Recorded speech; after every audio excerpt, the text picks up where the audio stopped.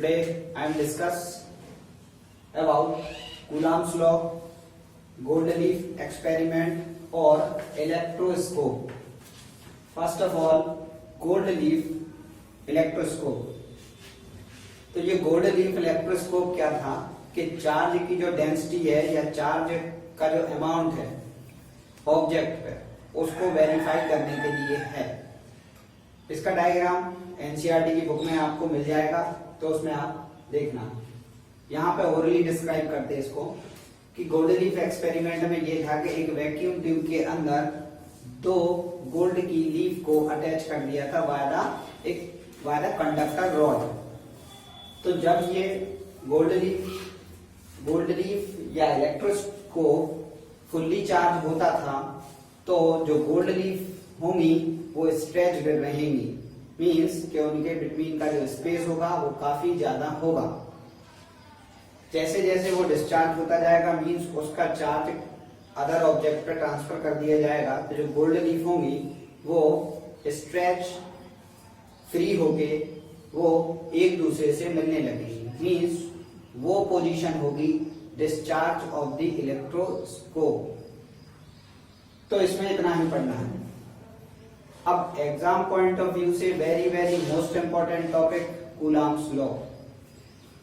Coulomb's law electrostatic का first law है और इससे हमें दो static means two static charge in between force कितना होगा वो हम यहाँ पे कैलकुलेट करेंगे.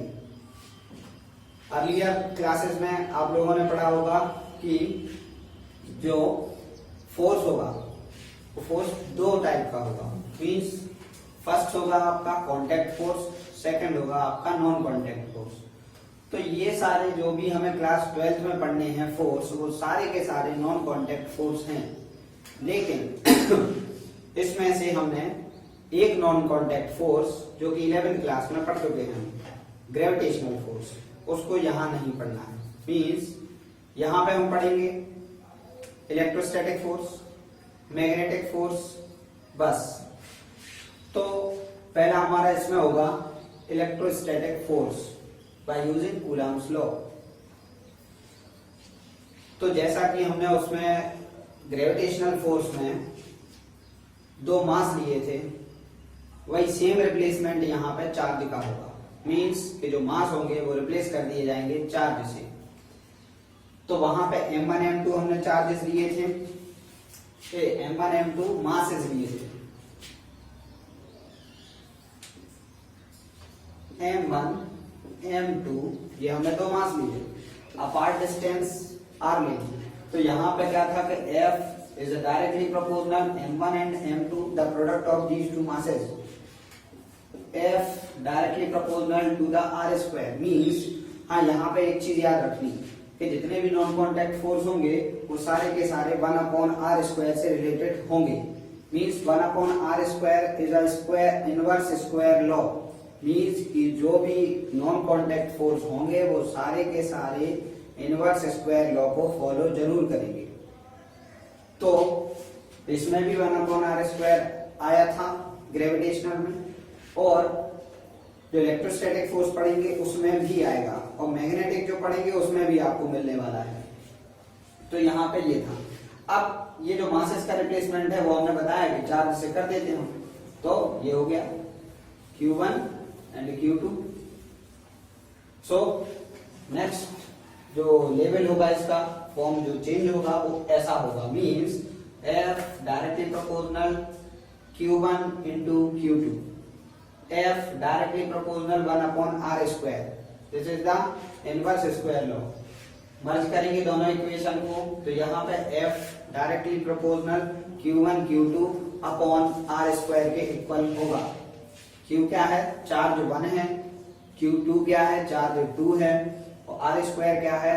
उन दोनों चार्जेस की बिटवीन की जो हमने सेपरेटेड डिस्टेंस रखी है वो है. तो यहाँ पे हम जैसे जैसे चार्ज के बीच की डिस्टेंस को हम बढ़ाते जाएंगे तो ये क्या है? इनवर्स स्क्वायर लॉ है. मींस कि जो डिस्टेंस का रिलेशन होगा विद द फोर्स रिवर्स होगा. मींस अपोजिट होगा कि डिस्टेंस को अगर हम बढ़ाएंगे तो फोर्स कम होगा. अब यहाँ पे तीनों इक्वेशन से रिजल्ट क्या निकला कि डायरेक्टली प्रोपोर्शनल साइन अगर हम रिमूव करेंगे तो यहाँ पे आएगा एक कोई कांस्टेंट अब ये कांस्टेंट क्या होने वाला है ये हम आगे देखेंगे।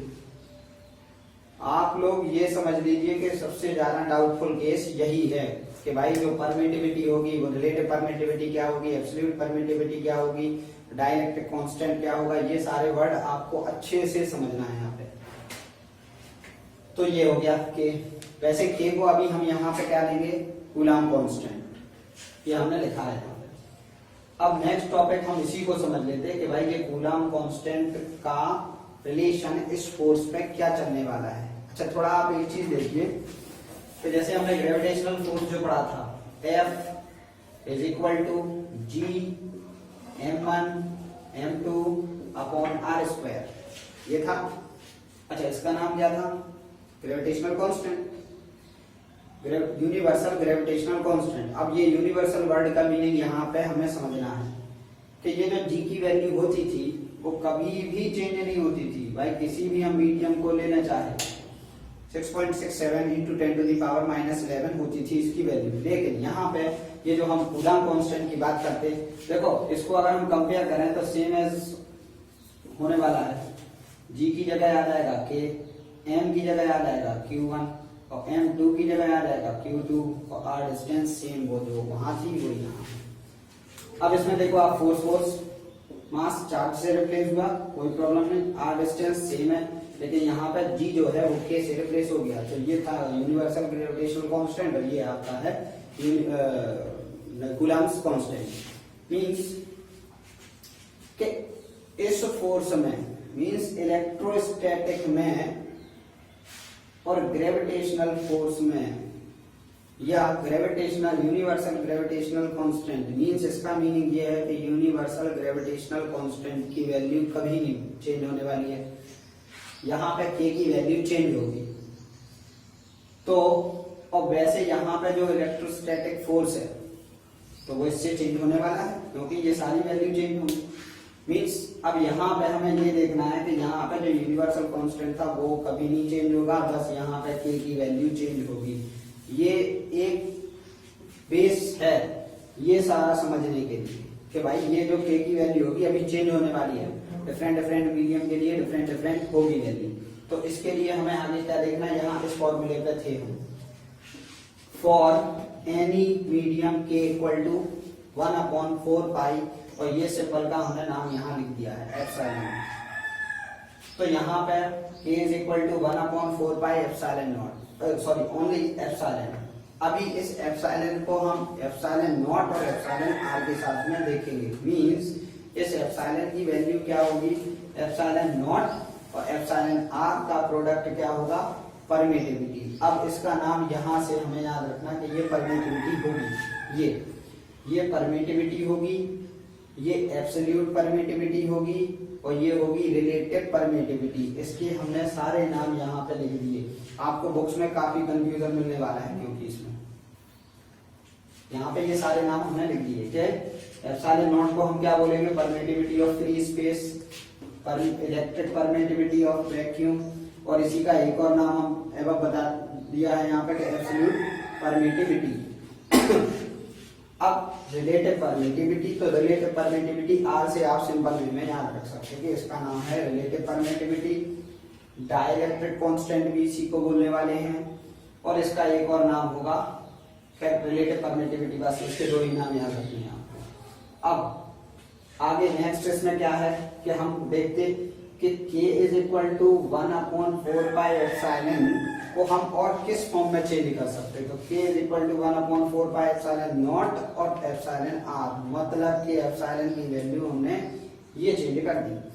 अब इसमें देखना कि कांस्टेंट तो वैसे ये सारे हैं, दोनों ही हैं कांस्टेंट, लेकिन इसमें क्या होगा, ये परमिटिविटी एप्सिलॉन नॉट जिसको कि हमने क्या बोला, free space permittivity.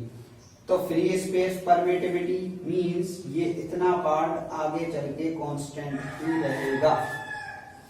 Epsilon r ये डिफरेंट के लिए डिफरेंट मीडियम के लिए डिफरेंट होगा। मींस फॉर एग्जांपल हमने ये दो कंडक्टर ले लिए, इन दोनों कंडक्टर के बिटवीन में हमने अभी तो क्या है, एयर है।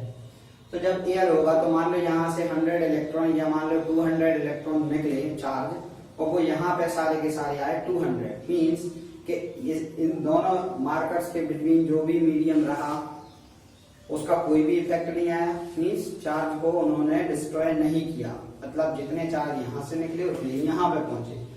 लेकिन अब जब हम इन दोनों मार्कर के बिटवीन कोई भी एक मीडियम ऐसा रख देते जो कि इलेक्ट्रॉन को डिफ्लेक्ट करे या इलेक्ट्रॉन को एब्जॉर्ब करे, डिस्ट्रॉय करे, तो उस केस में क्या होगा कि यहाँ से 200 इलेक्ट्रॉन अगर निकलते हैं और यहाँ पे 120 पहुंचते हैं, तो जो 80 का लॉस हुआ वो किस वजह से हुआ?